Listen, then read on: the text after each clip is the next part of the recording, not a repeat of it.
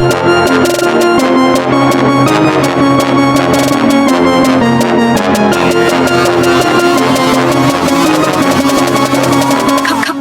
and watch me. When I think of Black Girls Magic, I instantly think of 17-year-old Marley Dias. She is the change maker of this time. In 2015, when Marley was still in middle school, she started her organization to increase access to and recognition of books with Black female protagonists. What was meant to be a one-off effort exploded into a years-long campaign, centering the stories of Black girls in an overwhelmingly white field. My name is Marley Dias. I am an author and an activist. So when I was 10 years old, I was a very avid reader, and in my 5th grade class, I didn't see Black girls as the main characters in any of the books that we were assigned. When we actually got into the classroom, the books were just mainly about white boys and dogs. So I've aimed to collect 1,000 books where Black girls were the main characters, and now over the past 4 years, I've collected 12,000 books where Black girls are the main characters and written my own book, which is called Marley Dias Gets It Done and So Can You, and it's essentially about how kids can use their passions and things they care about to create change in the world. One trailblazer that's really inspired me and kind of pushed me to be great is Augusta Baker.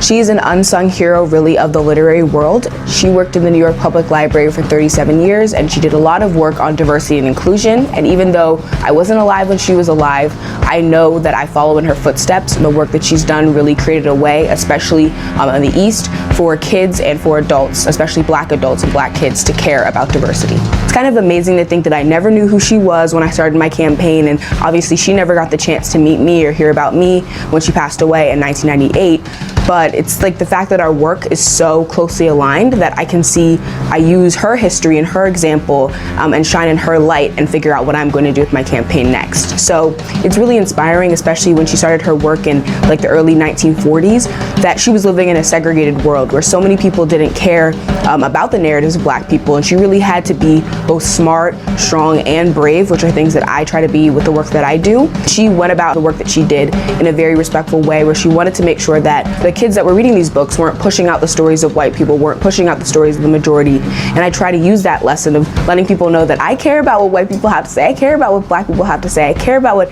Pacific Islander, Asian, Latina, people with different abilities have to say. And the campaign is about creating a space for all, rather than pushing one group out and letting other groups in.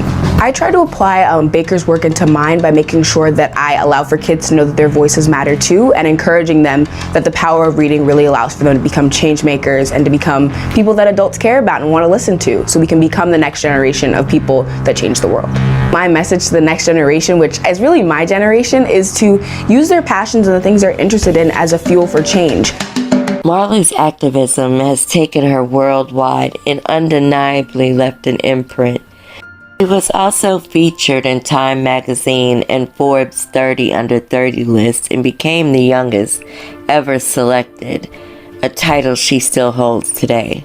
Marley has even written her own book about activism and doing the work of changing the world, and has a Netflix series highlighting Black voices. This Black History Month, we salute Marley Dias, activist, trailblazer, and change maker. Unapologetically Mieka, out.